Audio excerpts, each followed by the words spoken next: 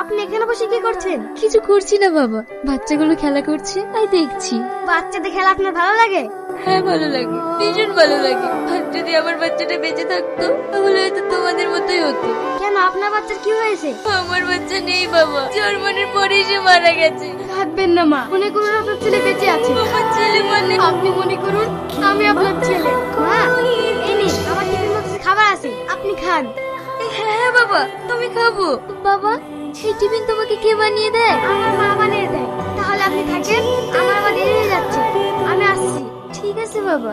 তাড়াতাড়ি খাবার নিয়ে এসো, আমার ভীষণ খিদে পেয়েছে। এই অত চিৎকার করছে কেন?